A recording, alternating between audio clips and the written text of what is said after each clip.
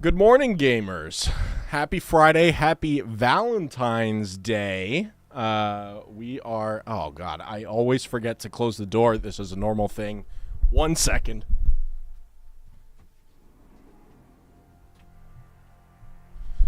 Professional streamer. All right. Welcome. We are here with a brand new title this week. You may have seen it online. It's called Ultros. And I brought a special guest with me today. We've got the narrative director with us, Pele. Hello. How you doing? Hello, everybody. Hello, Keith. Nice to be here. Yeah. You want to introduce yourself a little bit and let people know a little bit about yourself and the game we're about to play today? Yeah, sure. I'm the narrative director, the writer, and the cosmic poet on the game, the muse, and we're off to visit the sarcophagus in this psychedelic sci-fi gardenvania, where we will eat intestines, grow fruit, and be the bestest of friends. Psychedelic game is definitely saying it because, so will be my first time going into the game. I also just sent the tweet live, so if you wanted to let your team know, it's good to go. Psychedelic game is definitely the way to say it. I've gotten to watch the trailer plenty of times. It's so funny because watching the launch trailer is just like an experience on its own. You get an idea of what the game is, but you're just left with so much like anticipation to figure out what's going on, kind of a thing. It's just so unique and beautiful to look at. We're just sitting here in just like this intro screen. Like I launched the game for the first time, and this is where we land. No UI, no text on screen, just beautiful psychedelic in space, looking at what looks to be a space station. So, very excited to jump into it. But yeah, this should be exciting. Chat, if you have questions throughout the stream, I believe Pele has chat open. Is that right? I can't see it. I'm sorry. Okay. If you do want to pull it up, I can give you the link in Discord, so that way you can read chat, and then answer their questions. You know what? Pick your favorite questions. Okay, I can do that too. Okay, cool. Let me do this. Yeah. Cool. Yeah. The producer just called me and said, "Yep, that's the way we're going." That's the way we're doing it. Cool. Yeah. All right. Sweet. Chat, we're going to get started and just jump right into it. Yeah. Pele, tell me, oh, here we go. Beautiful. Tell me a little bit about, I guess, just starting making Ultros. How long has the game been in development? How many people are working or were working on the title? Give me some of the background there. Well, it's pretty much like the Joker's origin story, right? There are so many threads. There are so many processes that started approximately at the same time. I think the first started more than 6 years ago. The first seeds. Yeah, and different people have been talking about different stuff in different constellations, like Oscar, Mr. Rat Vader himself, the composer. He has been very much talking about sustainability and farming, and he and Niklas El Huervo, they were, I think it was in Switzerland, when they were having like a chill workation of sorts and discussing certain naturalistic themes many years ago. And in a parallel universe, Niklas also talked to Morten Bruggemann, the designer. They had attended the same school many years ago, and wanted to do something together, but had never really gotten a chance. In another parallel dimension, me and El Cuervo were having a nice late night out skating, which means that he was riding his skateboard hot, and I was walking along trying to look like a kid. I was gonna say, we've got skaters for devs. Love it. Yeah, got everything. I mean, my background is from theater and musical, so I attended the Ballet Academy of Gothenburg. But that's a completely different story. We can For the get into next that time later. You're bringing me on the show, right? For the next time you're bringing me on the show. Oh, by the way, I just got something in my ear here. Thank you so much, Keith and X for also naming me the best guest, I guess, ever. After these few minutes, I was gonna say we're like, touched. we're 9 minutes into the stream and already labeled as best guest ever, and already received the trophy in hand. I want to text so many people right now, but we don't have time for that. So let's just dive into talking about the game. Yeah. So we have all these different processes, right? We have people wanting to do something together. We have people wanting to express something about nature and our relationship with nature, because whether we like it or not, we're part of it. We're all part of this ball of dust flung through space, and we're an integral part of this system. And me and El Cuervo, as he was skating, we're talking about some ideas he had for some demon stuff. Yeah, Demon stuff. cool demon stuff. Yeah, and we, yeah, I know, but you know how it is. It's dark in Sweden, really dark. It gets really dark in Sweden. So we skate, we talk about demons. I gave him my 5 cents, or 5 öre, as we would say in Sweden. Wait, what is it? 5 what? We have a currency. Mm. We have a civilization up here. We're far up north, but not that far up, right? So our dollars are called crowns. Crowns. We're a monarchy, right? We have a king of Sweden. Yeah. So 100 crowns, and 1 crown is 100 öre. There's no really good translation, because it could be ears, but that would be silly. How do you go from one crown to 100 ears? Hey, I man, get the whole why part, not? Citizens, lend me your ears. And it's like, yeah, why?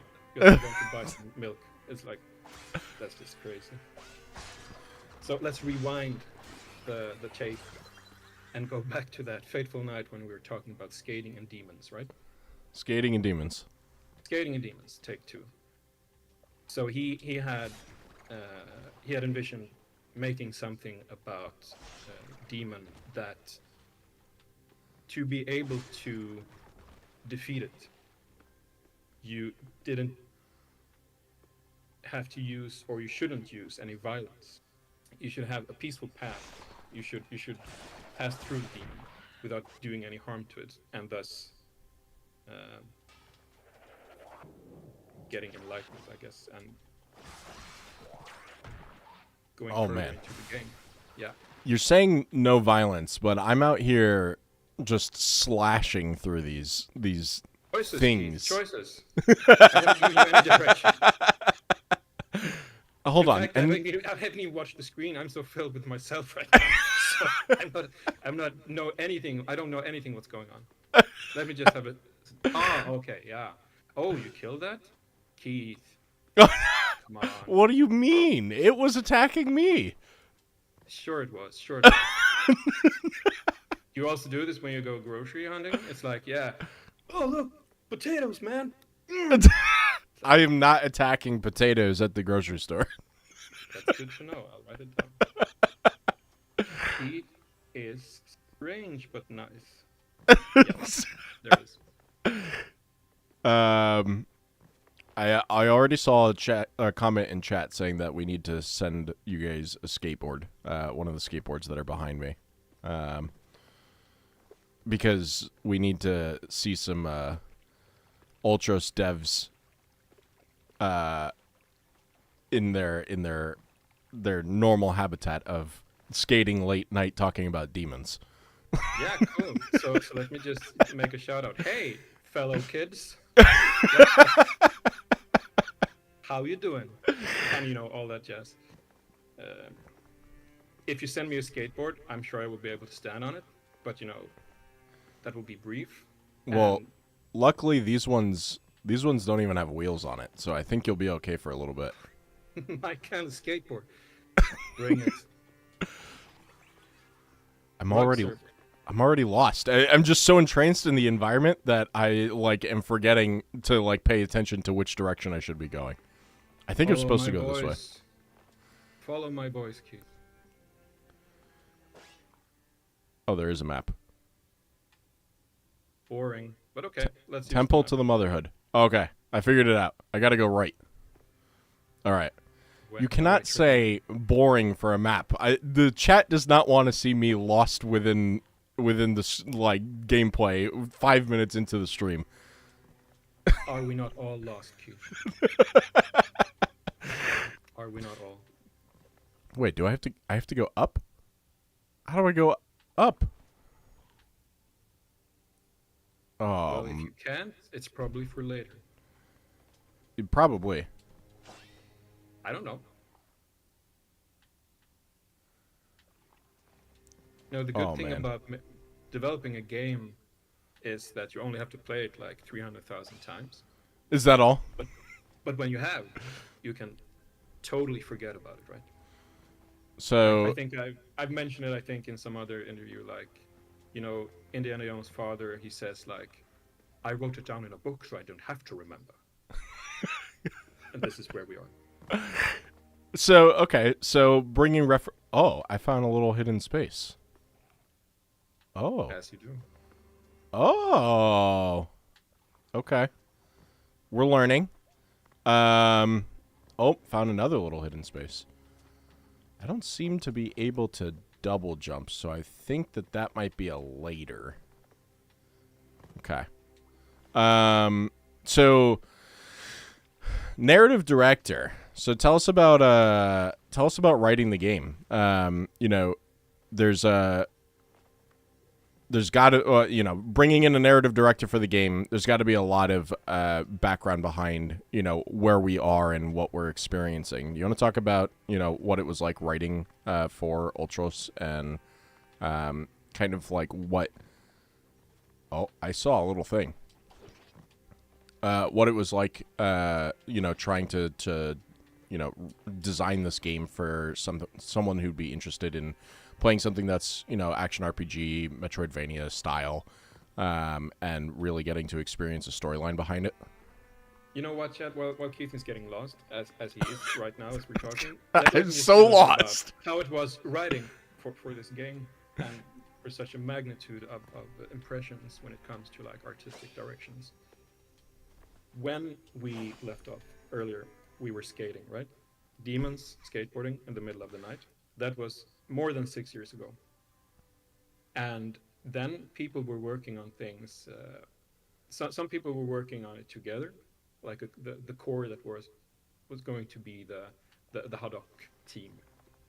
And after they had gotten some part in, then Niklas El Huevo talked to me and said, "Hey man, it's time for you to come in and enrich in my game with your poetry." And I said, "Sure, I'll do Sure. it. I am the poet, right?" So coming into a game that has already been in development for some time and have had like so many design documents, lore documents, or like when how it is when you start up something, you have like 9 documents, many overlapping, saying the same thing in different kind of angles, and then I had to start by going in the deep end of the pool, Keith, the deep end, diving right in, trying to make sense of what there was. Also, like trying to figure out what ideas they already had left behind them. It's not always obvious when you read through like documentation, especially when things look similar. When you have like three different kinds of documents that are touching upon the same things. Sure. So first is about reading, catching up, or like getting an overview. It's like, okay, I know what the seed for this was. Now I look at all the paths that have been taken. Now I will sit down and see what kind of makes sense to keep and what could like thread into each other, and then add uh, my own special sauce, poetic Swedish special sauce on top, simmering down, and just like filling it up from the bottom, taking away some things, putting in new things, seeing that it matches like also with the imagery. As you can see, it's rich on symbolism and like symbols all around. Uh, you also have to be aware of when you're telling a story that everything doesn't have to be told by words. It can be told by colors, environment, Yeah. mechanics. And you get a Everything lot of is a that in vessel. this. Yeah. So when you have like already a synapses overload meeting you when you take your first bite, just as you said when you were watching the trailer, it's almost like your eyes itch, right? It's almost painful because there's so much, but that's exactly how we want. Yeah. But then you also have to be prepared to kill your own darlings in the process. Like, yeah, would it be good to actually put in more lines of dialogue here? Not really, because it will muddle the waters. It will take away from what was already telling something. So that's when the narrative direction comes in, also like to feel what in this area or this room is talking to the player, what is in focus, what is most important for them to catch up on, if anything. What is the pièce de la résistance in here? Then you don't want to have like too much obscurity. You want to let the player see things, draw their own conclusions, and then gently lead them if you want to in a certain direction. Sometimes you also want to leave them, like I've left you to your demise, destiny, for the last 3 hours here. You've been running around in circles, and I'm that's okay. discovering more. You got to give me some credit. Of course you are. Of course you are. I'm I'm sorry. I'm I'm the guest here, right? progressing. Yes. I'm just pulling every leg you have. Uh, no, but it's hard sometimes because when you are faithful to your pen as a writer, you might want to like explain stuff to a dialogue. You want someone to have an expose of explaining who they are, or to make it obvious for players. Sometimes you have to give them like context, and sometimes you have to step back to give the players air, to give them space to be able to see the game, to see the path without you trying to like, hey, listen, hey, listen. I could do a fairy voice. I Are can, you? and it Did you will do voice render acting me in one more of Ultros? these. Did you? Best voice actor Is in that what THQ. is that how you got that one? It just came. It just came. It It just just flew. arrived. Yeah, man, I love this business. Which, yeah, it's Those are like prestigious too. It's like Grammy level quality. they are. Then bring me more, I know. You deserve every more. single one of them. See, this is why I like your stream the most. Yeah, this is Uh, my place. so Carnage, thank you for reminding. So Pele brought well, and the rest of the Kepler team brought 5 codes to give away during the stream today. So we wanted to make sure that we were able to give these out throughout the stream. So hang out and maybe have a chance to win. So thanks for Kepler for providing codes for today. Carnage, if you'd like to run the first one, this should. I don't know if it's going to work across YouTube and Twitch. So if you're watching on the YouTube side, you can try, but you may need to go to Twitch in order to try and redeem. So, yeah, Carnage, if you want to start the first one for us real quick, and then we should be able to do them as we just keep playing. So, yeah, super generous of the team to be able to give away codes. Game just came out this week on Xbox, so you're getting a code just as it's launching. Yesterday. Oh, Carnage. We were gonna start doing the other way, the way that you tried last night. Remember? It's all good for that one. That's fine. But I'd like to see if we could try running it with the new system. Make sure that we can try that system. So, but SpongeBob, congratulations, won a code already. Good job. Sweet. That's how you do it. Thanks, Kepler. What is that? Well, you have the celebrations behind you. What was that? Whoa. I don't know. I don't know. It took me by surprise as well. I wouldn't say anything if it was just me seeing it, you know? That was funny. All right. It was. So we're getting into some of... we had, obviously, the little intro dialogue, but we're meeting our first companion here out in... You want to talk about where we are? Where are we, Pele? What is this environment? I know you said to explore the sarcophagus. Is that where we are now?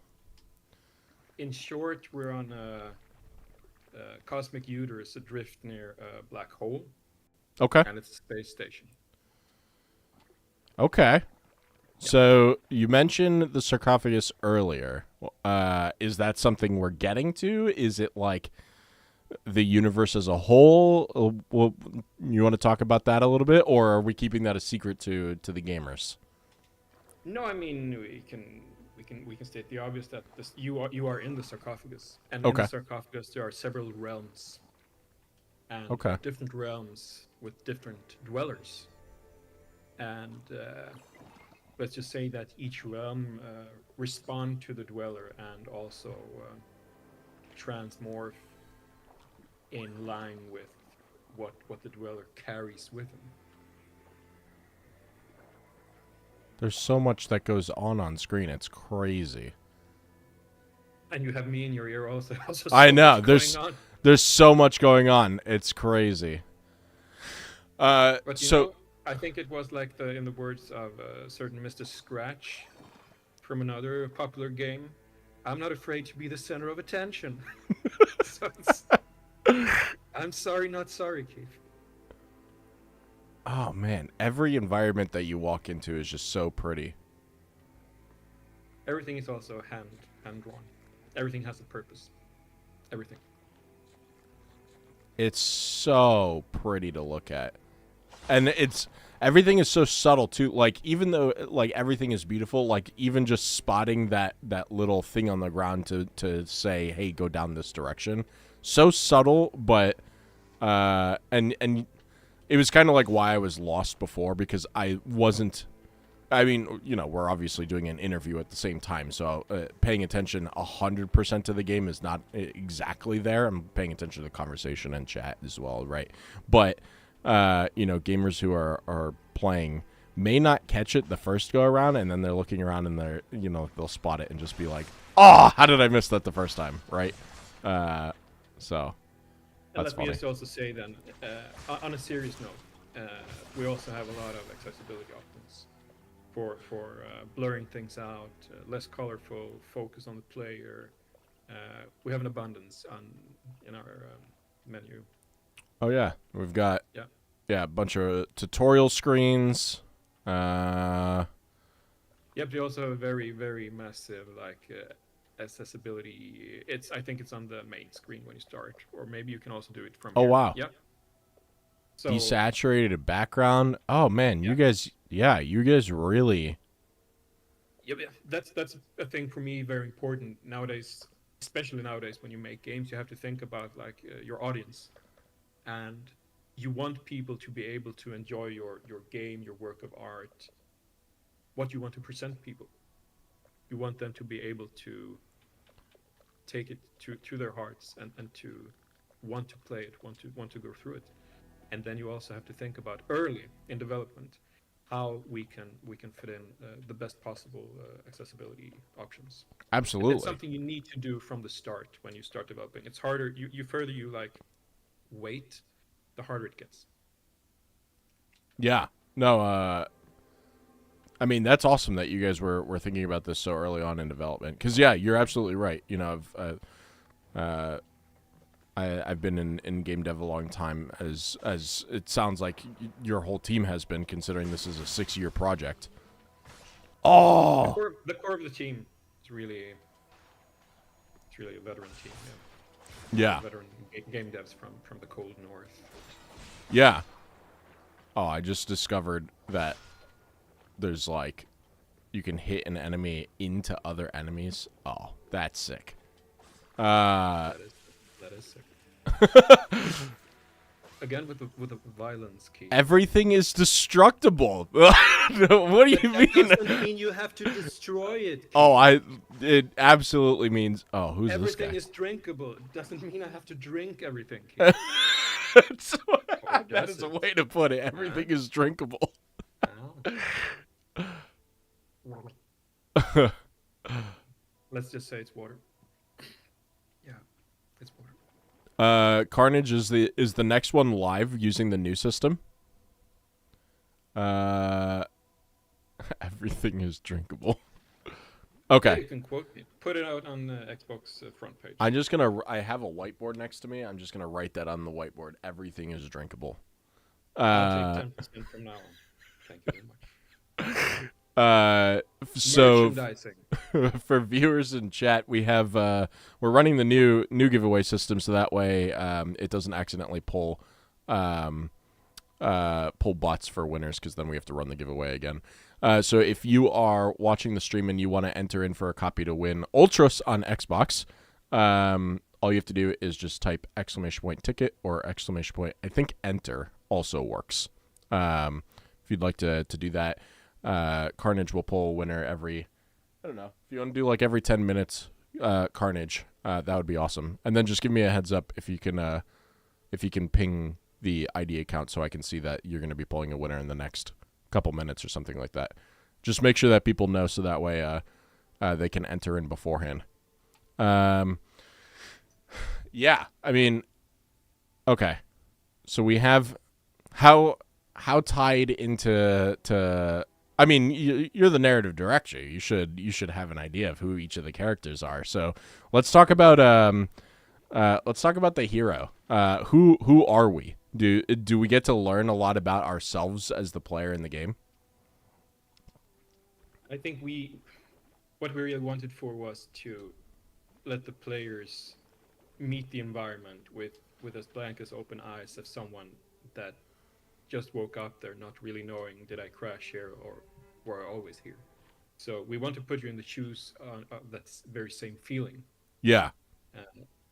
And that makes it easier for us to like herd people towards their own curiosity. Yeah. That makes sense? Yeah. But then there's also a fine balance with, if you don't give people enough, they will just say, I don't get this. Why are you doing this to me? I won't play the stupid game that I saw Keith play. He was looking like he had a great time, and now I'm sitting here not understanding zilch. I mean, I can see that. I mean, to be fair, I feel like you'll understand it a lot more when you're playing it yourself, because right now we're mixing in so many conversations between chat, me and you, and the game. I feel like players being able to just focus on the game will make a big difference. I did see a question in chat for entering the giveaway. Do I have to enter each time? Yeah, you'll have to manually enter each time. And then I'm an idiot says a Metroidvania. I need this game in my life. Yes, you do. Thank you. But yeah, I mean, I do think when players get to go in and experience the game on their own, that that was close. That they'll have a much better opportunity for understanding everything that they're seeing around them. Oh, you can't enter from behind the broken wall. Okay.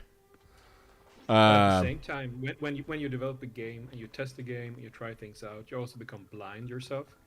When it's like when you do something in a game and think it is too hard. Nah, we've played through this many times. Yeah. Oh yeah. You also know everything. At the same time, for a writer, when you write things and you try to be like secretive, Lynchian, profound, and pretentious as I am, right? It's like, yeah, it makes sense to me because I have all the cards. I hold all the cards.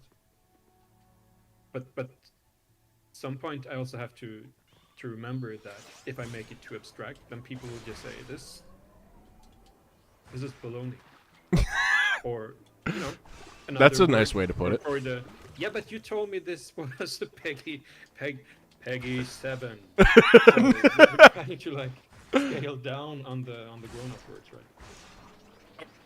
Correct me if I'm wrong. No, you are correct. We definitely try to keep it See, family friendly here. Even though I'm out here slaying demons, you know. that's why I'm wearing my shirt, you know.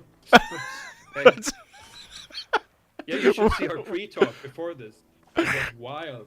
Oh It'd my never be god. aired. Yes, I the hope no one taped that. I hope no one taped.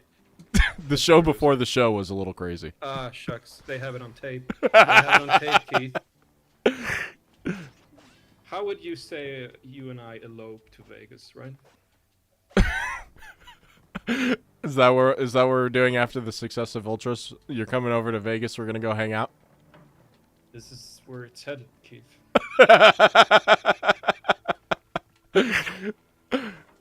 Oh It's no! literally written in the stars or in the guts, as you so nicely like spill every gut you see on the screen. Every time you see something alive, you have to kill it.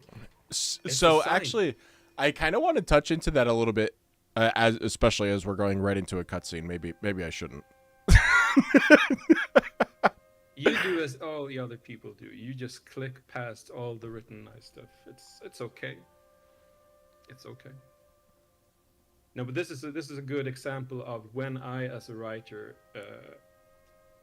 can have a moment to do something, to put something in the game, because all the environments tell so much from the symbolisms, the statues, the colors. Yeah. Then also you come upon these visions. They work as an inherited memory, like dweller memories of the sarcophagus that you get access to by finding this amnemion. It's the flower-like fungi that you touched. Yeah. Getting into the vision. So that's one way also to have like a remote place somewhere where you put this, you know the player will find it, it's a reward. Touching upon it, I have a choice to let it play out and say something that hints to lore, hints to a character's thoughts, hints to environmental things. And the trick is not to like have it too often. When you have so much, you have to be very smart how you portionize things out, because you know that in this room it will be very heavy on this. Here you have to also leave people room for breathing. All the impressions, you have to also rinse your mind sometimes. Yeah. And then you have like when you walked all this way, maybe here's a good time to give some more abstract psychedelic lore, but in a different way. Yeah, I mean, there's clearly so much like learning when it comes to just experiencing different portions within the game. You know, you have everything from gameplay mechanics to like having to. So I guess gameplay mechanics in different senses, like combat mechanics versus environmental survivability. Because I was just running into before that there was what seemed to be an unkillable mechanic or like bad guy on the wall that was just shooting like these balls of some sort of yellow energy. I don't know what it was, but just attacking me and not being able to defend myself except for just dodging, right? So environmental survivability, and then learning what every bad guy in the screen does, so that way I can counter. And then on top of that, you have the lore that's going on at the same time. So learning everything I'm needing to interact with in order to make sure that I'm progressing throughout the game. For those people who are interested in the stuff that you specifically are bringing into the game, which is like learning the story of Ultros, right? There's got to be so much that you wrote out for players to enjoy and to experience as they're navigating throughout the game. And it's funny too because in these style games, Metroidvanias and just platformer action platform games, it's so easy to get lost in just I mean, you've called it out several times, destroying everything around me. That you can that you can go through and kind of somewhat peacefully enjoy the game. Actually, bring in. Was a beautiful ornament. I destroy if it's glowing. I destroy every single one of them. That's also a quote. You see, merchandising. We can do matching T-shirts. Is it drinkable? Yes. If not, let's destroy it. I kind of want to bring up the the idea of being able to navigate throughout the game without being so hostile. Like just now going through, I just destroyed that ornament light fixture. In comparison, similar style game would be like one of my favorite games of all time was Ori and the Blind Forest, right? And kind of similar in the sense of side scroll flat action platformer, and it's very optional to go through the game and kill everything. In fact, I'm fairly certain that you can complete most of the game without killing anything except for maybe very specific things to navigate into the next thing. So you can do like a passive playthrough. Let me ask you one thing. How did you play? Well, to be fair, considering that was one of my favorite games of all times, I've probably played it every possible way. So my first go through... Everything. Sorry? You killed everything. So in my first go through, yes, because survivability was really hard. Where I'm finding in this right now, I'm afraid of things. So I think that's the natural, instinct is I don't know where I am and everything is so bright and colorful. And then I see like these things that are, not part of the background, and it feels to me like they might be aggressive, so by instinct I attack it, but maybe I don't have to, maybe I can just kind of interact. It's touching upon it's a very interesting point of for a developer. Oh, now you're in a nice scene here with the character as well, but just saying that you almost think from the start that players will be aggressive or try to interact with stuff by hitting it. Sure. Jumping on it, hitting it. It's what we know from games. When we played our earliest games, our favorite first games, it was about jumping on things, destroying things.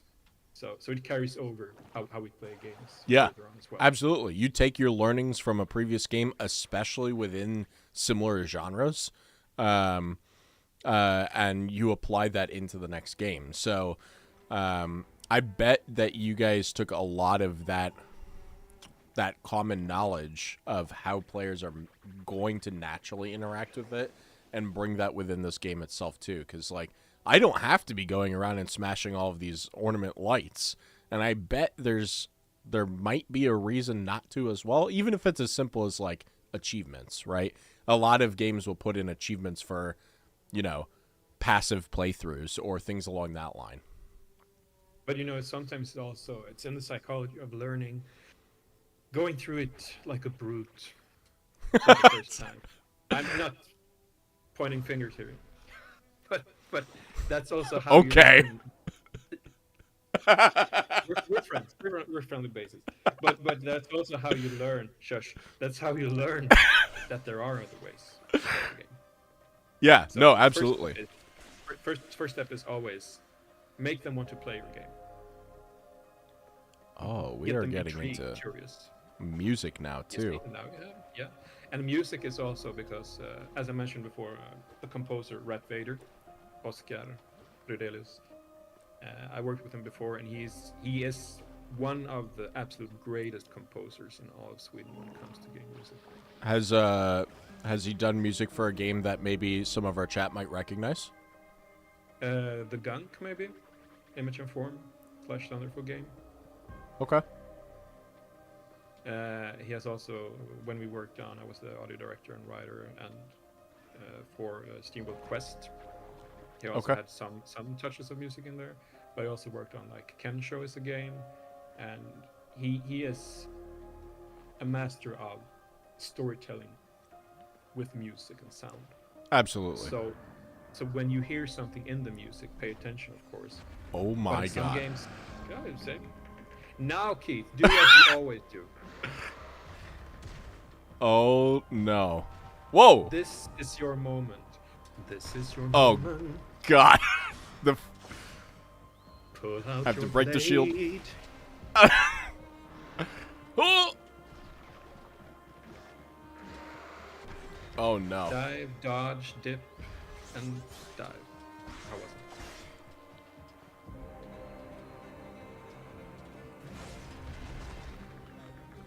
Yeah, the space moth.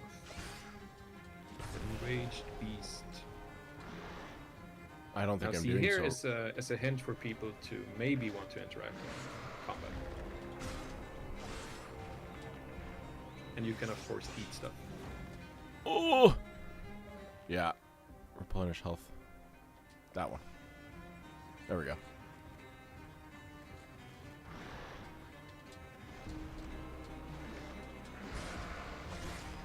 Now the question is, can I actually get rid of his shield with heavy attacks, or do I have to break the things on his back first? And I feel like I already know the answer. That was pretty good. That was a very good lesson in let the player find out. You didn't need me here. I'm just in the way. You don't need no fancy poets or text What to just tell happened? you what to do. Yep. But Oh, that's no. life. What's just happened? That's all life. We made it to a phase 2. Oh no. Yeah, you pissed it off. Oh, can I say that? You can say Peggy that. 14. Oh no. Oh no!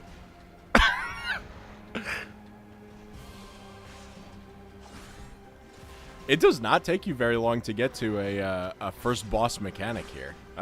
Like, we've just been naturally talking and oh no! Oh no!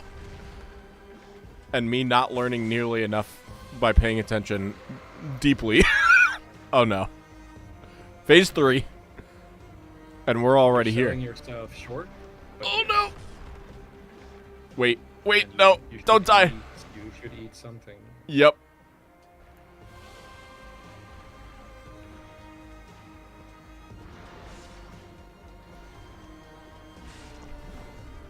I just need to get on top of him. I keep... Oh no! Oh no! There we go. Oh no. Alright, we're doing okay. Always good to eat for safety.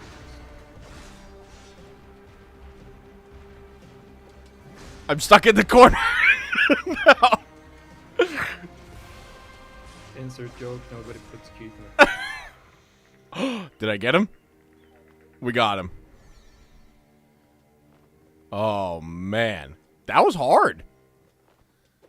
I see we have more winners of giveaways in the chat. Zeta Flare, congratulations. We hope you enjoy.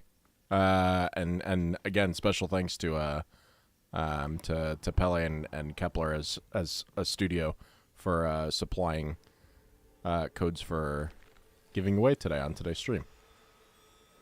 Yeah, let me just say, Kepler and Kowloon. Kepler have been the best people throughout all this with developing the game and also That's great. Publishing it. And Yeah, Aces that's all awesome to around. hear.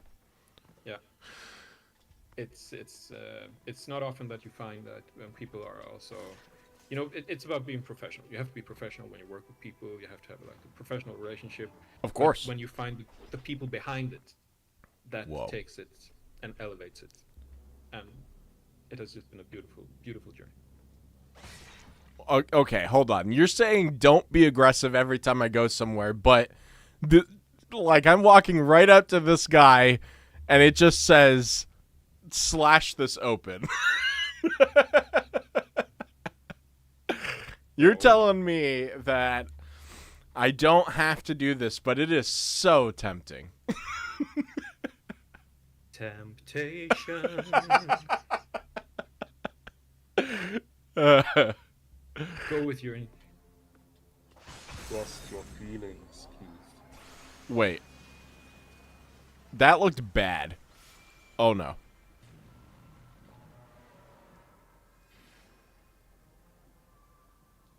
I saw a question is everything hand drawn? The answer to that is yes. Yes. Talk about some of the art. How many artists are you working with on the team? Well, obviously, first it was from the vision of El Cuervo, so it's his art direction. He's the master behind the style, right?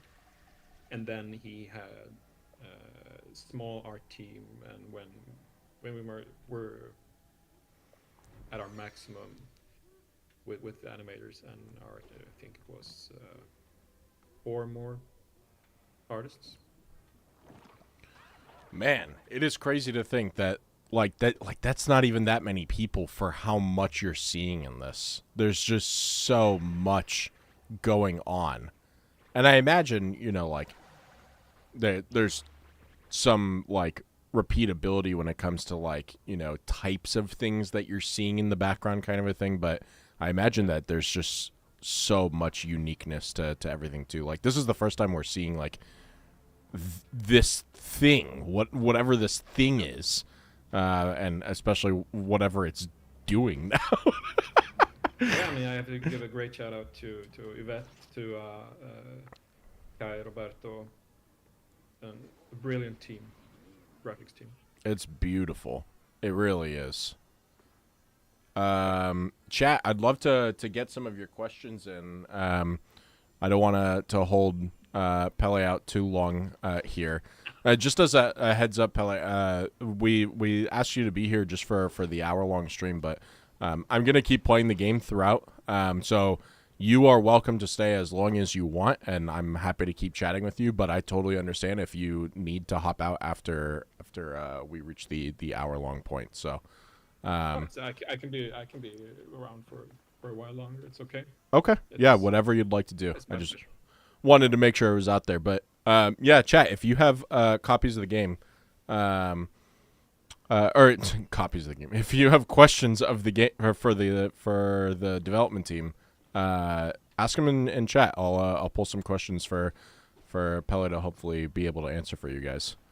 I can't remember if my question got answered about is there going to be a physical copy of Ultros. Do you know this?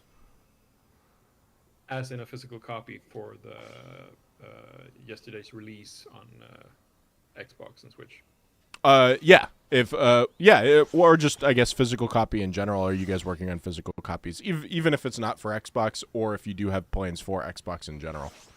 We have a physical edition out. Okay. There is a deluxe physical edition out. If there will be more, only the future knows. Okay. Got it. Keep supporting Ultros. Support Ultros on Xbox, and maybe we'll get a physical copy of the game. Maybe a limited release copy or something like that. Who knows? Now, riddle me this, Keith. You asked about how many artists there were, and you were baffled when there weren't so many. How come nobody asked how many writers there was? Huh? That's a good question. I mean, to be fair, there's always the. I mean, someone just mentioned in chat. He said, "Damn, both dev teams are small, sub 5 and sub 30." I'm guessing sub 30 for Kepler. But is sub 5 for Ultros? Is that right? Yeah, the core. The core would be 5, but mostly 8 or 9, maximum of 10. Got it. As I'm guessing that was either like later pickups or like contractors, stuff like that to help get towards the finish line, kind of a thing? Smaller team, of course, most part of the first process of development. Got it. And as you said, like when you come further, you also need more muscle, or you need to take it somewhere and also meet deadlines. Yeah, So yeah. you need more.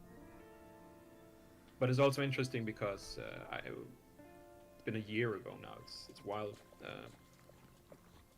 to look back at it, and when I watched the streams a year ago, as a writer, being the only writer, of course there were texts before I jumped aboard, but then it was also up to me to like curate and see to that everything breathed from the same universe, so to speak. Sure. In an abstract, coherent way, but still.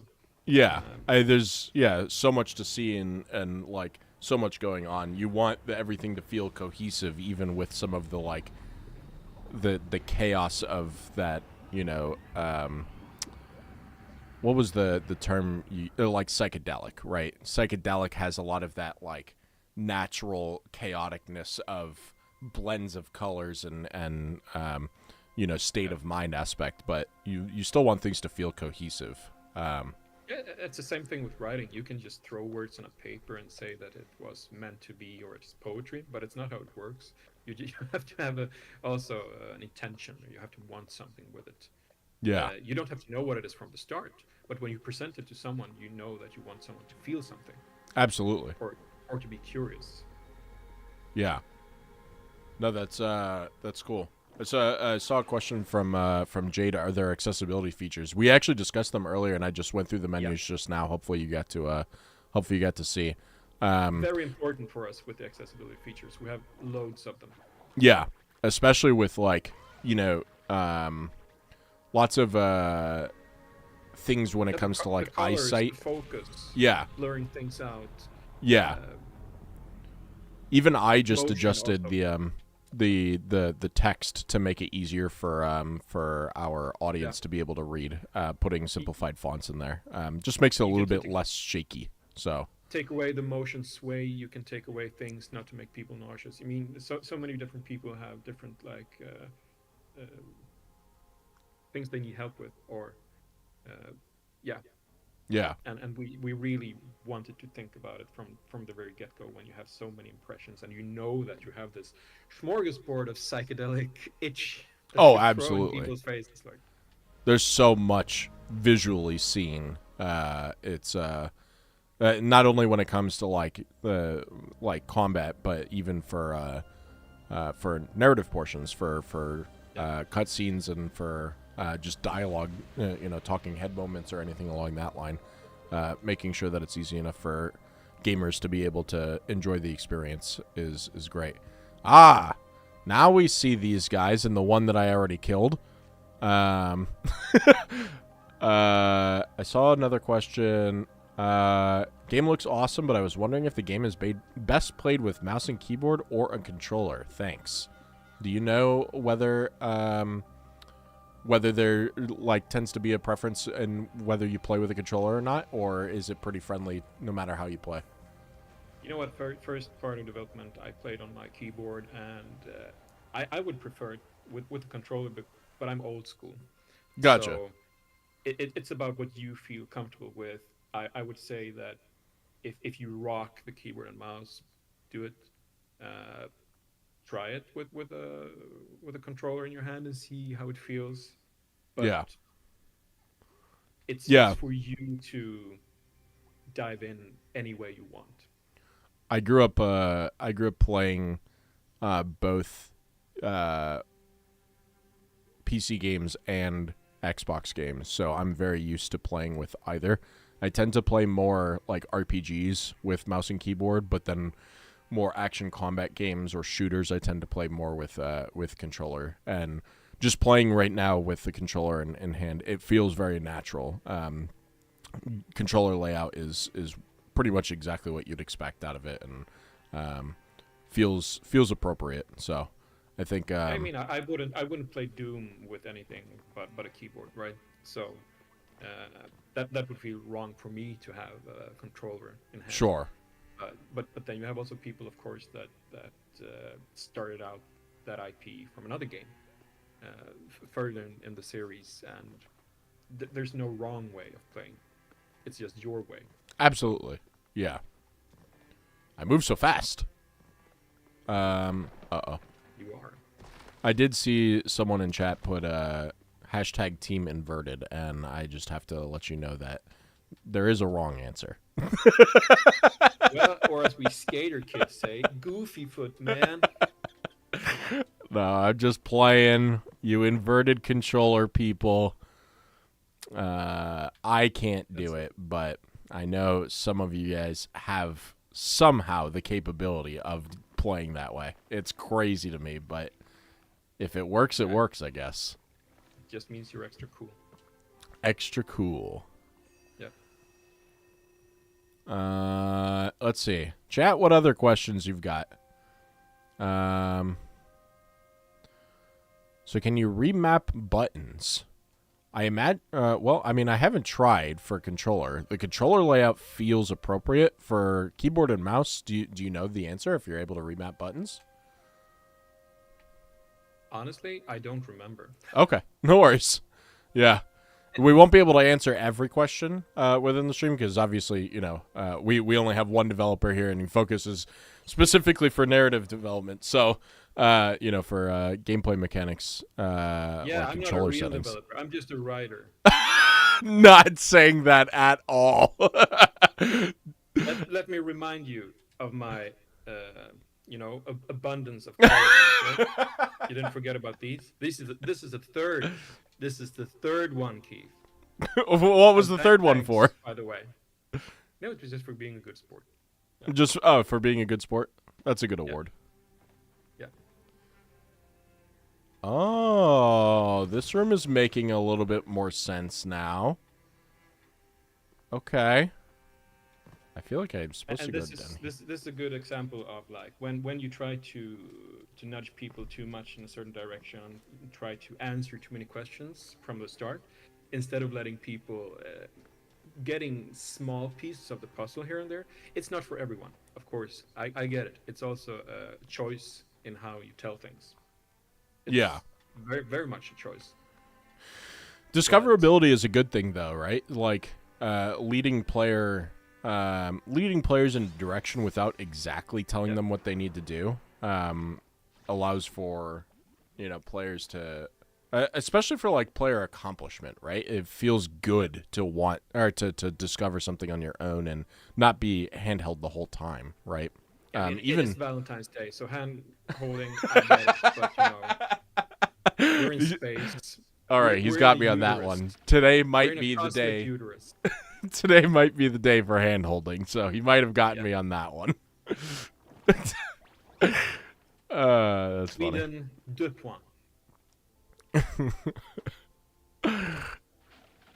But as you can see here, also some things do change as you go through the cycles. Yeah.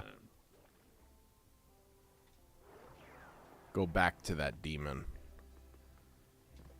But it's also when you write things for a game that seems to be not random but very abstract and rich.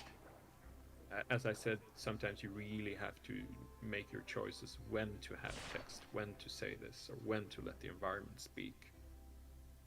That's when I make descriptions for like fruit or items you pick up. Yeah. As a writer, that's also one of the moments for you to shine. Because everything, of course, if you need to understand why you're eating this or what to use this for, perfectly fine. But I always like to add a bit of flavor, like a quote at the end that can bring a poetic touch, that can bring it can be a feeling of something that has to do with the object, but it doesn't have to describe anything. It just have to give you a mood or a vibe. Yeah. So first, I want to know things like concrete stuff. I want to be able to hang up on threads from biology or botanics or psychology. I want to have a know of the stuff I'm writing about. to have some things for people to like grab hold to and feel like, okay, this is a real subject. He really knows what he's talking about. Then I put in the flavors of more abstract thinking or more poetic verses. And 1 year ago, when I saw the first stream of someone that really played the game for a long time and had like a big following, and one of them was working with like botanics or botanists. So one really said in the chat like, okay, this guy knows what he's talking about, and that felt very good for me, being like, but as a writer, you have to be an expert on everything. Of course, yeah. For a brief moment in time, I was an expert on everything. 3 weeks later, I knew nothing about it. That was my moment. But that's how it works. Cue back to Indiana Jones' father. I put in a book so I don't have to remember. That's how it works. Sometimes you have to like stuff yourself with terminology and understanding of different families of fruit, different kind of tastes in fruit. Why is this sour? What do I remember from eating certain things? How did it feel biting into an apple? Can I put this down in some kind of wording that make people understand what this is, this space fruit? Okay. And then I also add this thing to the bottom that is something that the fruit would say if it could talk. So you have some things that's tangible from the real world, and then you throw in the razzle dazzle from Cosmos, right? It's it's pretty interesting, kind of thinking about, that it's not as simple as, putting dialogue behind a conversation or something like that, like really getting to understand what the in-game character is experiencing and putting it, in an emotion that the player can understand as they're going through it. There's a good question in chat. When writing a game, do you have to write the game to the drawings, or does the drawing come after the writing? Depends, I would say. Working on a game like this that is so rich with art, of course, you get impressions from it just from like with music. Sometimes you feel the mood of an area through the music, and you know that, okay, this is what we want to conceive here. This is what we want to bring here. Then I have to adapt to it. Sometimes I can give a poetic piece, show it to Niklas 12 Forever, and he says, dude, we have to put this in the game somewhere. Yeah, okay, let's find a place for it. Then it can be one of these visions. Then it can be something that you find when you have traversed the nooks and crannies of the space station, right? But sometimes it's like getting into this room, seeing the statues, they try to say something, and you get the feeling, is this religious? Is this about emotions? Sure. And then you grab your pen or your trusted keyboard, and you try to put your ego aside, because of course you want to describe everything. I want to tell everything. I want to be the one that walks with a torch through the darkness for everyone. But sometimes it's okay to be third guy in line. Someone else takes the front, and you see where things are going, and it rests your mind, and then you can find other solutions that you might have missed if you were just like pressing on. No, I know where we're going with this. I know what I want to tell. Sure. Take a step back, breathe, get some air, especially when working with something that is so rich like this. Goes for other games too as well, but this is like impression bonanza also for the developers, of course. Yeah. So it's a game of give and take. Yeah, I mean, there's been lots of moments, and even like, there's so much cohesiveness when it comes to game development that, some people put a lot of, and not to say that there isn't a lot of effort that comes from designers, but put a lot of systems being built specifically behind design. But there's so much group effort that comes in game development. I've worked on my fair share of games where I've put community systems into games as they're being developed, in RPGs, like how do friendsless systems work? How should players be able to communicate with each other? How like what should you be able to do when it comes to like guild systems or anything along that line? But you s- carry with you a good example right there. If you stop and you just open your inventory and look at the colorful fruit that you just picked up, yeah. and press it to read the text, the right one, the yellow one, Oh, the not okay. that, yeah, the other one. Here is where I got the imagery presented to me, what it is, and that made me try to find fruits that could match this. What could be on the inside of this? Then I had to research different kinds of citrus fruit or other fruit, and I had to decide what could go with this vision, what could go with this asset presented to me. But then also with the colors and things, if you look at the quote, then it all made sense to me to put it in there. Yeah, yeah, absolutely. Um, So that was from me looking at it, getting this presented. It's like, yeah, it looks delicious in its own strange way. yeah, How can I make it justice? First, by having something in there that talks to reason or like facts, and then just bam at the end, something that just gives a flair of something. yeah. No, it's pretty interesting to kind of read some of these things because then you like it ties more uh into the like you're not just learning about what an item is, but how it exists within the universe as a whole, right? Yep. It makes it more than just eating a fruit to regain health, you know. Yeah, and we sprinkle these clues everywhere, and you don't have to pick up on everything. But if you find your area of the game that you really like, be it the music, be it the beautiful art, be it the profoundly beautiful poetic verses, then you have to have clues in all of those areas so that people can pick up on it, even if they don't like to read, or Sure. even if they don't Yeah. particularly want to listen to the music that much. But Yeah. they should still have something in their area of interest. Yeah. No, I mean, making sure that the game is easy enough for a player of any style, whether they're like someone who's really like into to reading and getting into the lore of the game, especially in a game like this where there's so much environment, there's so much around you, right? Yep. It can be so easy to want to discover a lot of that versus you might just have people who are just super into platformers who just want to go through and beat up everything, and just get to boss fights and really enjoy, is this a challenge to me kind of a thing. Yeah. I did see a question, we were talking about size of the team and getting to, we talked a lot about narrative. The question was, actually, I wonder if I can scroll back up to it. Everyone spoke about the team, writers and drawers. The real question is, how big was the team when it came to the music within the game? We did speak about the composer.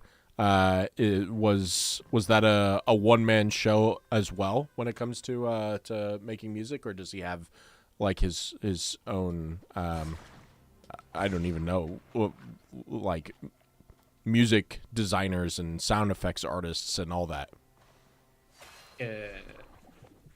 Oscar was the main also sound effect designer. He had help on some occasions of two other people, but not at the same time. And when you work with music and sound, if you have two different people doing, like one is the composer and one is doing the sound design, then those people also have to vibe. They have to get into the same waters, not to get into like not a competition, but I want my sounds to sound the best. I want the music to be what people. It's a collaborative effort, because they enhance each other. So when you're both the composer and the sound designer, it can be, of course, very tough. It's a lot of work, but it can also be very rewarding when you have a vision how you want to mold something. Absolutely. So Oscar is the main composer. He plays a different variety of instruments, but he also took in like beautiful cello in his studio to record from different artists, and also a singeress that laid some soft vocalization on a track. Yeah. So he was like the master of composing, also choosing. Uh, Well, I know you got how your vocals in there too, right? You have Oh, that. I mean, it's not much. I used to be a trained singer, you know. But enough about me. Enough about me. But I am a musical artist, actor, and a poet, and also That's a whole different darn set of good looking. awards. Awards. Did someone say That's what I'm saying. It's a whole different set of awards. here? Thank you. Thank you. You like me. You really like me. Yes. Yes. um, So he had the opportunity to bring in people on string orchestras, or like a small band of people to work with individually, that's cool. and put it together. And as That's you cool. mentioned, choir parts. I was in some bombastic parts of some boss music. So did you actually get the Did you get some money? like voice lines or not? I mean, it could even just be sound effects. Like you said, like orchestras, like for whether it comes from I don't know, honestly, like my biggest example is like I'm a big Halo fan, right? And so there was a lot of the like a lot of the chanting, right? And that requires an entire orchestra worth of people for chanting. But you get that a lot in indie games where everyone puts in their part. A lot of people wear a lot of hats when making indie games, and so. Yep. Did you get to play a part in doing some stuff like that, where recording sound effects or anything like that? Yeah, of course. I mean, good example is what I was the audio director for SteamWorld Quest. Okay. And you don't want to bring in voice actors to do a certain kind of game, or a certain size of game. Maybe you don't have the budget, or maybe it's not in your vision to have like a full voiced cast do stuff. But you still want to have your hey, yeah, and all those barks and like small voice lines. Like if you look at these, but like Chrono Trigger or something like that, or Final Fantasy later. Sure. Every character has like 60 small barks. Yeah. Like yeah, and it takes some time to record those stuff. So what you can do, of course, you can either randomize, or you can put in. So when this happens, I want this to be the bark. I want this to be the emote. I want this to be like full control. Makes Takes sense. Time. Makes sense. Takes time. And then you have the mid ground, what I want to call noise acting, because it's not really voice acting, but you record things, you chop it up, and you do something with it. As like sound effects recording and stuff like that. I mean, you see some really cool videos and like documentaries of like how they make sound effects for a lot of games. You see it a lot for like shooters and stuff too. Like, what does it sound like when a bullet hits water, for example? And they'll actually like go out and record those sounds, or like I've seen like documentaries of like destruction rooms where it's just a sound room where they're just destroying things inside the room to record those sounds. Real quick. You would like it. Yeah. I saw a couple questions on for code winners for Ultros. Just be sure to join the Discord. Carnage and other mods will be providing me a list of who won all the codes today, and then the codes that Pele was able to provide me for the stream today, I'll be able to hand those out within the Discord. So just make sure you're in the Discord, please. If your Discord name is not the same as your Twitch name, we'll just have to make sure that we get that sorted out. If it's not the same, chances are I'll just reach out in Twitch DMs just to make sure that it actually gets to the right person. So, Question here, when we're saying carnage, are we talking about maximum carnage? Carnage is one of our mods here on the ID and Xbox team. So, But is it from maximum carnage? Carnage, where do you get your gamer tag from? Increase the speed of eating. I do like eating fast.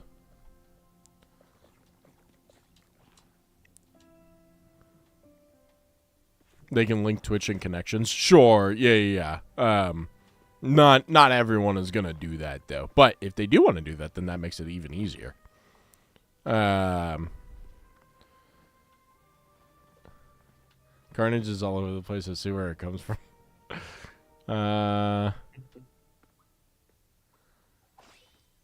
I'll let you know when he responds where he gets his gamer tag from. No stress. To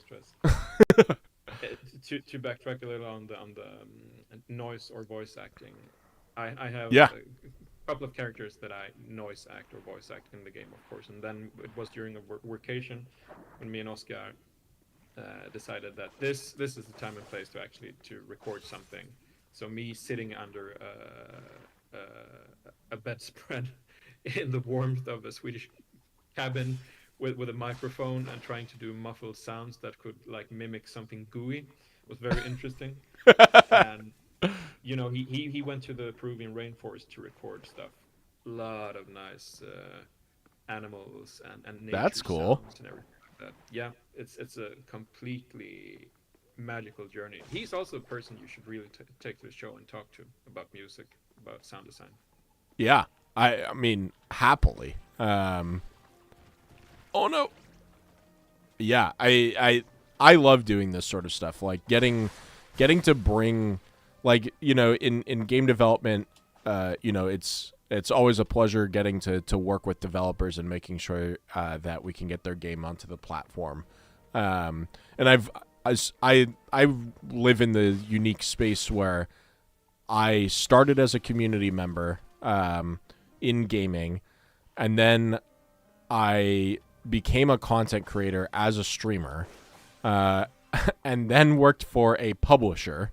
I've worked for developers, and now I work on the platform side of things. So I've literally worked in every division, especially within like marketing, because I work mostly within community management.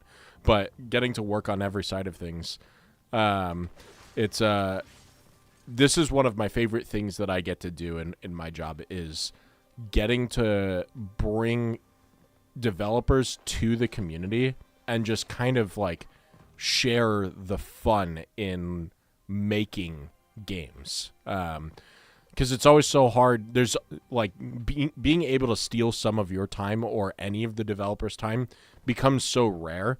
But in opportunities where like your game just came out, this is the time to do it. I like if there wasn't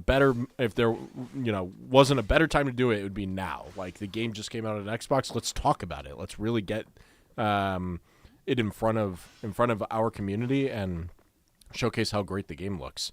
Yeah, and I also have to say it's also for me, developers in general, it's also very nice to meet different kinds of communities. Of course, Absolutely. because when you're in your bubble of developing things, or if you're making similar kind of games, most of the time, you need to have more oxygen in the waters. You Yeah. have to have like circulation. So even if I can't read the what the community is saying right now, I trust that they're out there and that they support the game, and I feel their souls through the screen. It's coming to me. It really Yeah. is. It says, big thanks to Pele for joining the stream. It's always cool to have people who make the game join in to discuss. And yeah, that's half the point, right? Getting not only just an opportunity for you to talk about the game that you've been working on, so passionately for the last 6 years, but being able to, just really showcase it in a perspective that that gamers just don't get to see that often. A developer getting to just sit back, relax, and talk about it. A lot of the time nowadays, you see it's a lot sorry. more interview style, right? Where it's like you're sitting in front of a formal interview. And not that there's anything wrong with that, but I love the casual aspect where we're just having a conversation and you get to kind of just talk about the fun side of it and how much of it you want to, right? It's not scripted in a way that like leads you in a direction to say, hey, you know, these are the talking points we have to talk about. I want you to talk about what was really fun for you. And that's what makes this, these streams really fun for me and what I hope is really fun for the community too. And hey, do I look scripted? Well, I mean, we did see a lot of awards come out. Are those scripted? It's one thing being this, total freaking rock star from Sweden, but eventually on occasion, like to go out there, meet the people, hear the people, feel the people.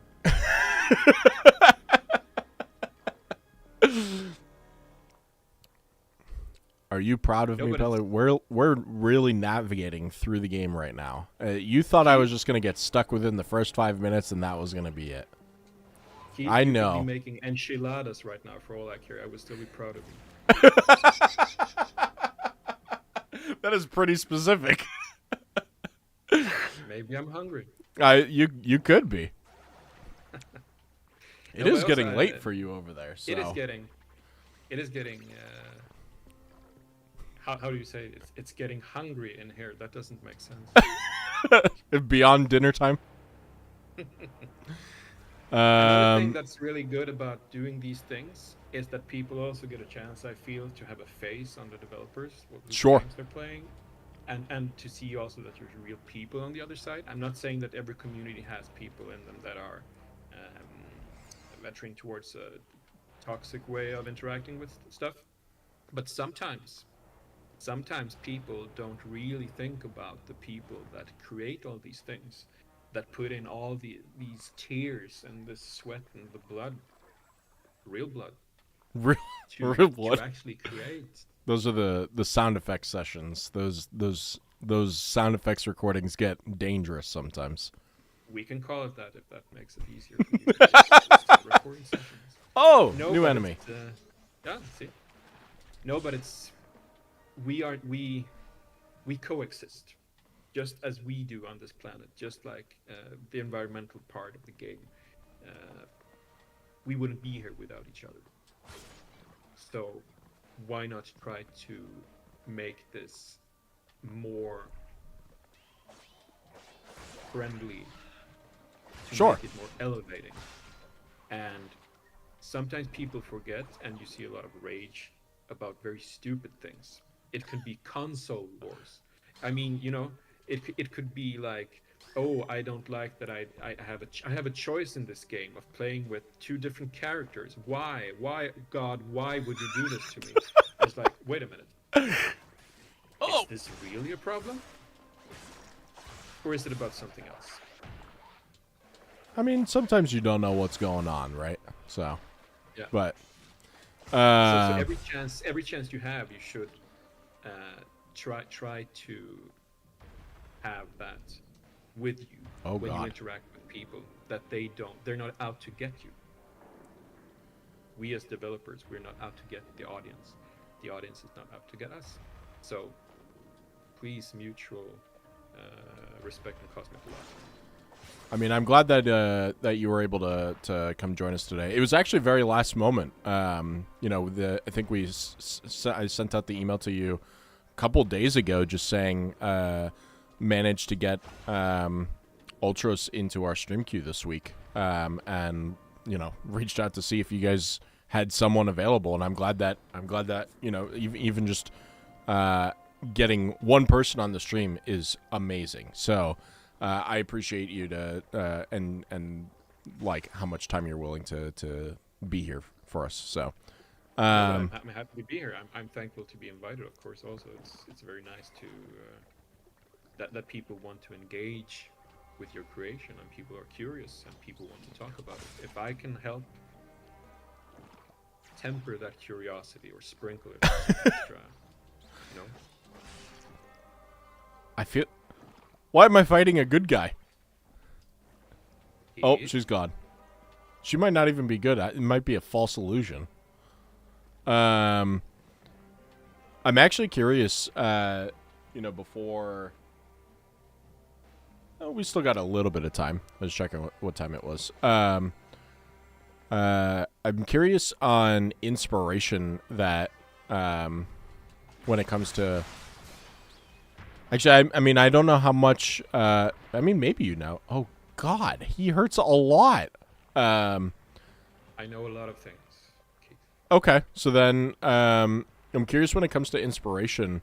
A lot of people will see things, on the Metroidvania side of things, but I'm curious: is there inspiration behind very specific games, or maybe even within writing? Did you pull inspiration from any movies, games, shows? Oh my! Whatever this is going to kill me. But you really want to kill it, don't you? I mean, I feel like I have to now. Oh. Okay, maybe I don't. This is getting really bad. But what you're doing right now with the mechanics and everything, like I can say straight up that one reference, don't know how much from it, but Guacamelee. Oh, okay. Actually, I think I saw someone in chat bring up Guacamelee earlier. And of course, Metroidvanias. If you look at, it's in the name. Metroidvania. What also is a bit of a inspiration, of course, one of many. Then you have the art. A few of the things inspiring, of course, Möbius.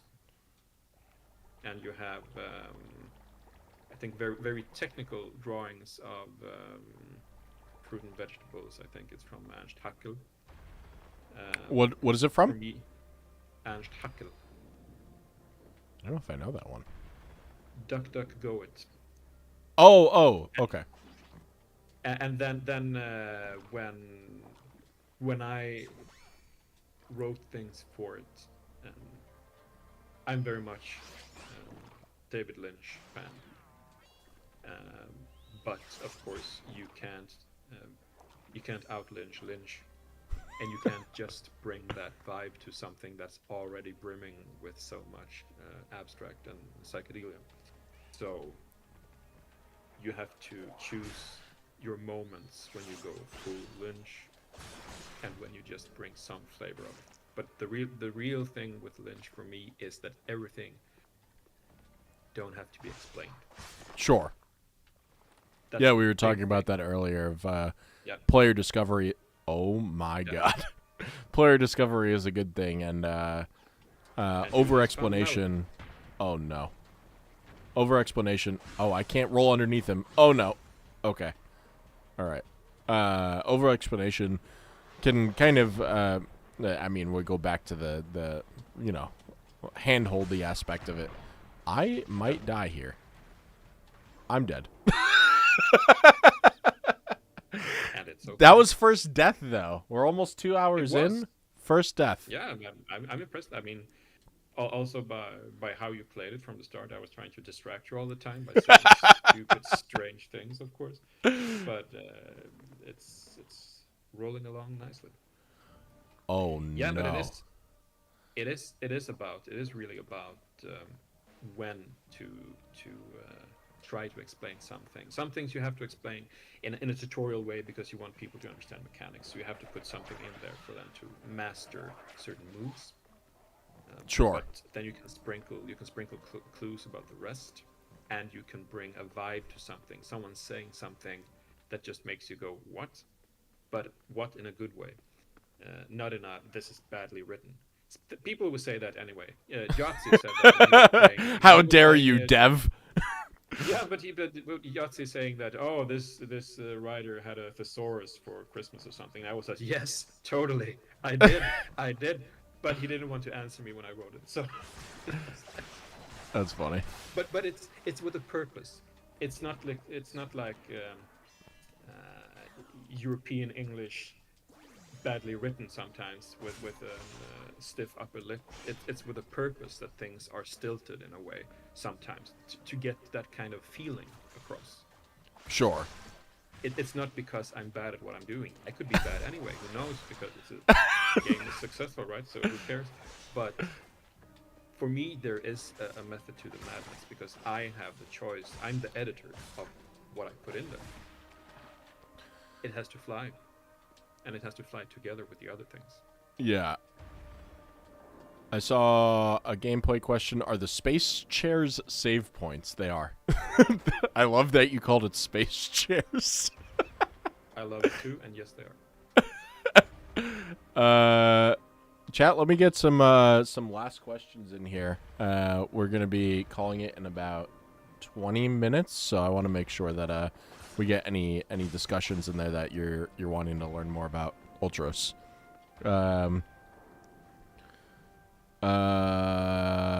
Let's see. Carnage is drawing the final winner of the giveaway for the last key of the day. So if you haven't already done, I think it's !enter or !ticket. Make sure that you do. And then thank you guys. Thank you Kepler again for providing codes for today's stream. It's very generous. Community appreciates it a lot. Jade says, actually, there's a couple good questions in here. Are you guys planning any DLC? Anything you're allowed to talk about there? I can be straight up honest and say that this game is in itself a complete work of art. That's how we view it and how we viewed it developing it. It is its whole entity in all its abstract glory. So I guess it's a polite way of saying it. What you see is what you get. But there's so lot to see. There's so many things to see, so don't worry. You will have a nice time. Yeah, I imagine generally in a lot of platformers and Metroidvanias and stuff like that, there's quite a bit of replayability. I know that, like I said, in comparison to when I've played like Ori and the Blind Forest in the past, I think I've replayed that game 20 plus times just playing it in different styles. And you imagine that you can, I mean, even like in this tech tree alone, choosing different paths to go within the tech tree in order to have a different style of gameplay is just a way on its own. Wall jump. Yes, you see also you discover things that you didn't realize was an opportunity or a choice. And yeah, that will also affect how you play. And I know I won't exaggerate when I say that if you want to find everything and you want to do everything and live Ultros to the fullest, then you're in for a long ride. And if you don't have the cosmic conscience to go that far, that's also okay, because there are nice rounded things for you to experience anyway. Yeah. And it's something to dive into and experience and be curious about. Be curious and don't try to be too hard on the game or yourself if you don't understand things for the first stretch. Don't worry, things will come. It all will come to you. If you just let go and be kind to your mind. I'm listening, but I'm running into the same enemy before that gave me so much trouble. I did see another great question, which was approximately how long does it take to complete the game? And I guess that I know the question. I mean, the answer can also be, revolving around like it depends on what you consider complete. Like you can play through the game, and I'm sure in different methods. But in terms of first time playthrough, completing the story for the first time, do you have an estimate of how many hours that would be? I could say that if you want to do everything and like explore stuff, you could easily put 16 hours into the game if you really want to find things. And you could half that. You could cut that in half if you like want to play it and not like you'll be fine with missing out on some stuff. You'll get your own experience anyway. And speedrunners, that's a completely different story because people find things to exploit, and then we, of course, we have had a very good uh, communication with Steam runner communities to leave certain quirks in the game exploits, because you can take away all the fun, right? Sure.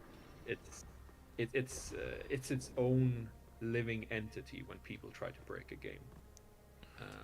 I do fall within that category of I love pushing games to its limits and finding, you know, not necessarily exploits, but just finding ways to where I can either min-max characters and become like super powerful, or just being able to navigate through certain environments much faster. Again, taking Ori as inspiration here, where in their tech tree, you can specifically climb to get triple jump fairly early in the game if you do things in a very specific fashion. And I find that if you go in that direction, it makes the game a lot easier. And I can imagine that being the case in a game like this, in Ultros specifically, because, you know, there's specific functionalities of like bounce off of a wall, or like being able to grasp onto a wall when you're doing a jump. Yeah, of course, reaching higher plateaus, higher places, but also when you, in this game, of course, being a Gardenvania, a psychedelic Gardenvania, learning how to interact with the gardening portion of the game. Yeah. What to grow and where, and how to interact with plants. That's also something, if you master that, you will have a completely different experience, and you can also do other stuff within the game. Yeah. So you can find your path, you can try your way first, and then something might intrigue you, and you will pick more and more pieces of it into your path, until, as you said, you play Ori 3 different ways. All of a sudden you sit with the game and find yourself, I really want to play this in 3 different games. That's a really good game. Yeah. No, 100%. And that should be. Oh no, I'm on this boss again. Oh. Okay. Let's see, you find new ways also. I'm trying to figure out. Okay, so I've learned how to stun him. So there's the stun, but now I can't figure out how to get behind him. So that's the next part, because I can't seem to roll under him. So there's the stun. Oh, I did roll under him. Okay. Oh, God! Okay. So, he'll fall on his back after. Good to know. Oh, no. You see, you find new things. Oh, my. I have no healing. This is bad. You can leave the room. Wait, I can just leave the room. I want to kill him, though. Here we go again. Oh, I have no health, though. Now the question is... I'm sure you can get back at a later occasion to kill that nice creature. Oh, God. Okay, I can't kill him right now. It's gonna have to wait.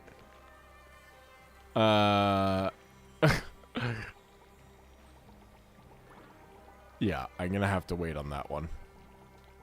Chat, any other good... Oh, my God, he's back! His older, angrier brother.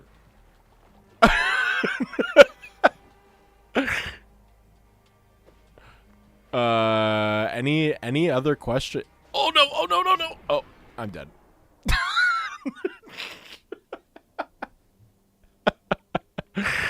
It's hard.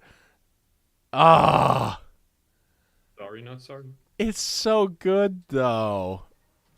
I want to beat the boss so badly.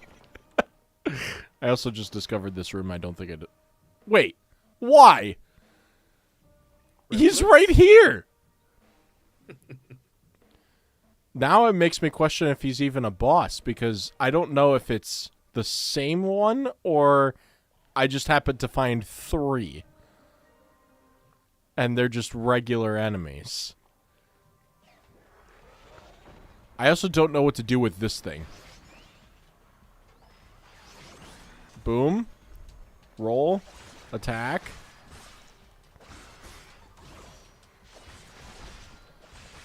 Wait, did I? Oh!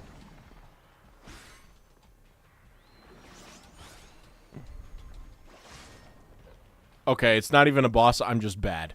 Et voila. I figured it out. Okay. It's just a really hard enemy. Okay. All right. Figured it out. Saving, first of all. All right. We saved. We're good. What did I lose since the last time I died? Increase attack power. Unlock. What did that unlock for this go? Spawning grounds of alien critters appear on the map. That's cool. Little map previews. Sneak up on enemies from behind. Speed of eating. I do like max health increase, but I have nothing to eat. Okay. Story All of right. my life. I'm trying to think of any questions that I might have forgotten to ask you, Pele. I mean, You've been fantastic in answering everything. So I've been a total pest. I mean, I'm not going to deny that, but it has been very wonderful being able to talk to you about Ultros and just the development process in general and everything. The game It's is very nice beautiful. to have a show discussion. Yeah, Thank you. for sure. The game, I know the game came out on consoles previously on other consoles, and that you guys just hot dropped it on Xbox this week as I guess a surprise to the fan base. How long has the game been out on other platforms for? Yesterday was our 1-year anniversary. So Okay. we made the Shadow Drop 1 year after the big. That's release. fun. That must have been a pretty exciting moment for you guys to be able to celebrate that at the same time. That not only are you 1 year into having a successful game, but at the same time you're expanding it to even more fans now. So that's pretty exciting. Yeah, you know when you're delivering a demon, and it's 1 year of deliverance. It 1 takes year. its toll. Deliverance. It takes its toll. Ah, God. I feel like this one is more difficult than the one I already killed. It's probably not, but I'm going to tell myself it is. Why am I frozen? Oh, no. Got him. Oh! I don't like that enemy. He's so difficult. Does he... I'm sure he doesn't like you either because now he's in pieces. So- Fair. But you're mastering it now. I'm definitely you found a way. learning. I'm actually curious. Do you guys have a what are they called? I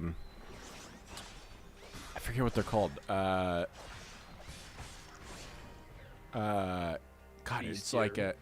Sorry. Bestiarium. Yes. Basically a catalog of all of the enemies within the game. We haven't put out anything official, but I know that people must have scrambled something together during this year. And, you know, there are ways also to get more information about the enemies, of course, in the game as you unlock certain things. So next time you invite me, because I do expect to be invited back, and I also expect you to have like a full cardiotech of everything that's in the game, analyzed, pictures, you know. I might have to make it myself if the community doesn't get to it first. With crayons. With crayons. True. If there's a way to make it for this game, it's definitely with crayons. Yeah, because why not get creative yourself? I mean, do your version of it. Present it to me, and I will say, hey, thank you for letting you be creative. I just picked up another one of these. Is that what it is? Yeah, it's an old stick, but it still sticks. If you know what I mean. It's doing its job. It sure is worth every penny. I'm trying to think what other big questions. You could do it in Microsoft Paint. Good old Microsoft Paint. It's true. We could get. I'll just have the Xbox community do it as a whole. All of us together will. Yeah.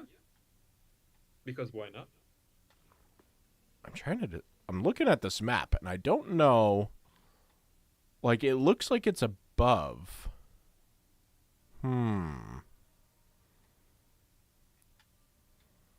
Every path like has been zigzag up this thing. It's got to still be in this direction.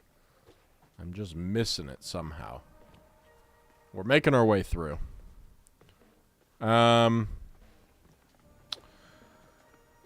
So we talked about that Ultros is a work of art, and that we as gamers will just appreciate the game as what it is now. What's the future of the studio look like in the meantime? You guys working on anything fun? Well, the constellation working on Ultros was always about working on Ultros. Ad hoc as a phenomenon was the sort of membrane to the Ultros egg, and people are already working on different creative things in different directions from where we were. So Okay. Going forward, there will be a lot of more creative things, but mayhaps in different constellations. Okay. That's still cool though. That's good to hear. It's always fun Yeah, when more cool people doing more cool stuff. yeah, absolutely. It's always fun when you guys get to move on to more new things. Also gives you a chance to kind of reset the brain a little bit in terms of like, I mean, you guys have been putting so much effort into this game for such a long time that like giving room for, oh god, I just fell all the way down. Giving room for being able to reset the brain and maybe come back later for something is always a creative direction as well. It wouldn't be the first studio to, work on a different game and then come back too, right? So, You mean I really during the years not only working or from the working aspect as a developer, being in a project, of course you need air, you need space, you need absolutely oxygen, but also as a fellow human being, I really felt having had the workload, like working with games for so many years I've done, I need to also take care of myself sure. in a better way. Meditation helps a lot for me. Transcendental meditation 2 times a day to reset and get rid of all the static and just kind of be.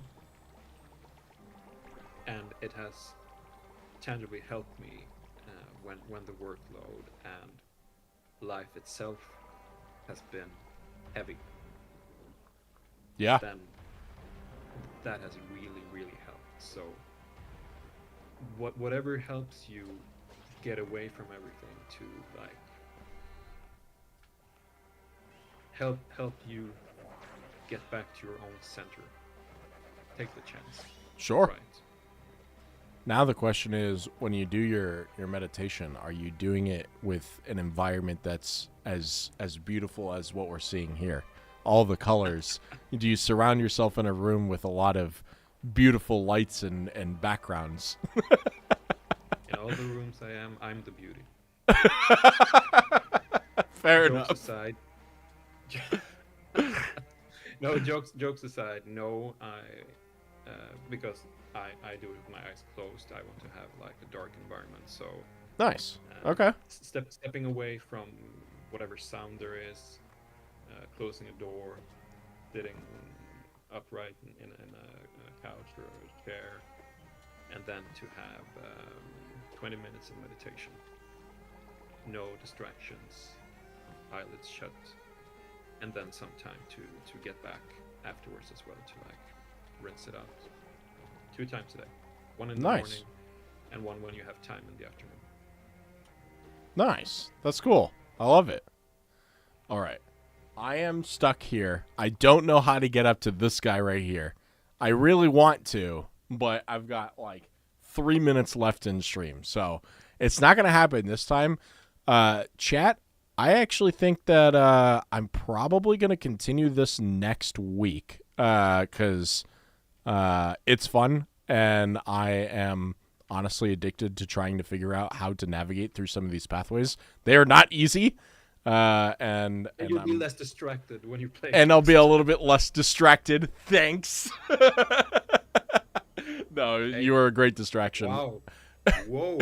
You were a great distraction. It was a pleasure having you here. I do want to congratulate all the winners for winning codes to Ultros on Xbox in stream today. And Congratulations, everybody. yeah, and a giant thank you to Pele for and the Kepler team for being able to provide the codes for the giveaways. Make sure that you're in the Discord, and I'll be able to reach out and deliver those keys for you on behalf of Pele. And then, yeah, thank you so much for taking the time to join us on stream today. I know it's late for you over there in Sweden, but you know, I know here up on the Xbox side of things, you're joining us for our midday stream, and gamers are very appreciative over here. I mean, as I said, I'm very grateful that you would have me, and I also want to thank you for being such a great host. Well, thank you. I mean, it was a pleasure from start to finish. I mean, I am a distraction, but you could navigate your way, sir. So I applaud you, and thank you also very much to all the nice people watching for your interest in the game, for being curious, and to yeah, I think for me a key word is curiosity. If you can awake a bit of curiosity in others, that goes a long way. Yeah, absolutely. The game's beautiful. Congrats to the team on launching on Xbox this week, especially on your 1-year anniversary of the game being out. It's quite an accomplishment. It's tough to try and meet goals like that. So the fact that you guys did it is wonderful. And I hope that gamers get to see and experience the game in the beauty and effort that you guys put into it. So check it out, guys. On Xbox officially as of this week. It is on a launch sale as well for $20. Super easy. It was hot. Yeah. Get it while it's hot. Available on Xbox Series X and S. So comes from Kepler Interactive, who's made a few games here on Xbox in the past. I'm fairly certain. I'm, like I said, pretty new here, but Kepler definitely stands out to me as a studio that I recognize. So, yeah. Yeah. Thank you guys so much for watching, chat. Thanks for chatting and asking all the questions and being here. Join us next week for Tuesday's stream. We'll probably play some more Ultros, to be honest, and then we'll try to get Pele back on stream sometime in the future. Maybe when we hear some good news coming from Ultros 2-year anniversary or something. We'll see. I'll be here in spirit on Tuesday. In spirit. Come by and chat. Say hi when we're streaming on Tuesday, and maybe some of the chat will recognize you there. So, all right. Thanks everyone. Pele, thank you so much. I'm going to close out here, and then we'll catch you guys next week. Thanks so much for watching the stream, everyone. Take care. Thank you. Goodbye.